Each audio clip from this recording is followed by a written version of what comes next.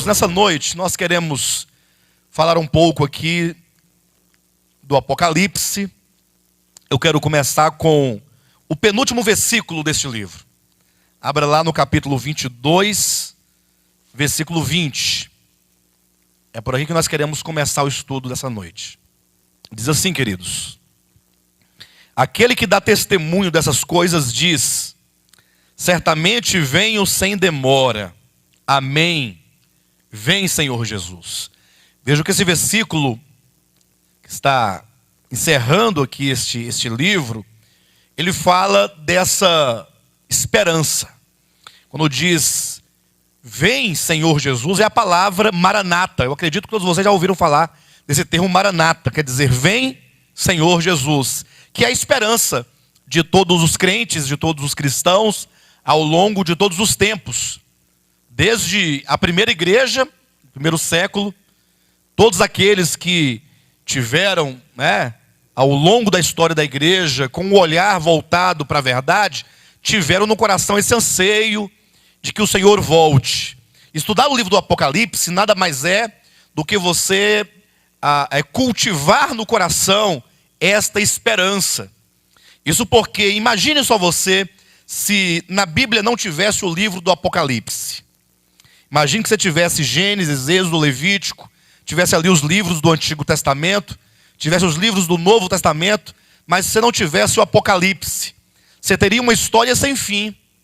Você não teria uma compreensão de como que Deus daria cabo na história da humanidade. Então este livro de Apocalipse, e o próprio nome já é muito revelador, porque Apocalipse quer dizer revelação, já nos mostra como que Deus, ele descortina para nós esse tempo final da história.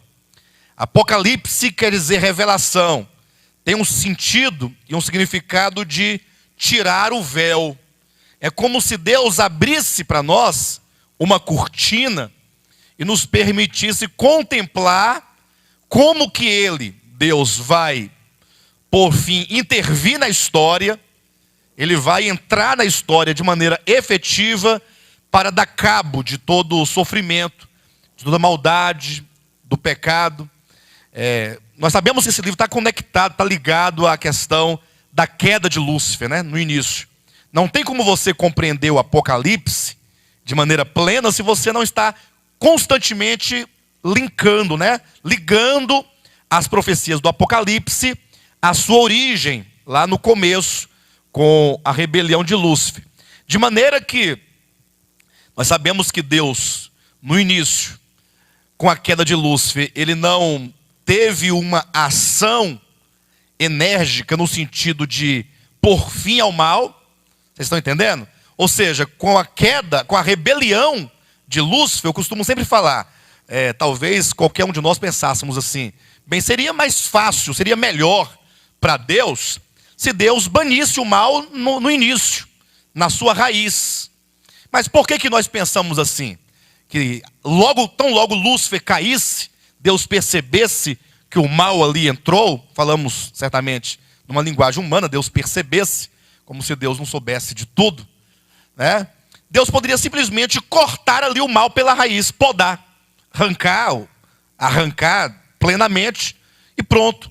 Mas essa é uma ideia, presta atenção, daqueles que lá no fundo, nós mesmos tendo consciência da soberania de Deus, do propósito de Deus, eventualmente nós pensamos o seguinte, que Deus, ele começou uma história como se ele fosse um ser ingênuo. Por exemplo, vamos pensar assim, um jovem e uma jovem, solteiros, cheio de sonhos, pensando, vou me casar um dia. A moça pensa, eu vou encontrar um rapaz assim, assim. É um príncipe, ela cria na cabeça dela um príncipe, uma pessoa perfeita. E aí o rapaz, em contrapartida, também pensa numa moça perfeita, assim, assim, assim. E aí eles ficam sonhando e planejando. Isso é ingenuidade, na verdade. Porque vida de casamento não é isso. Não tem nada de príncipe em casamento. Pode até que tenha muito amor, muito carinho, mas não tem castelo, não tem cavalo branco, não tem fada, tudo isso é ilusão. Então, isso seria uma ingenuidade. Aí a pessoa então se casa, aí começa a se deparar com os problemas reais da vida, problemas biológicos, problemas fisiológicos, problemas financeiros,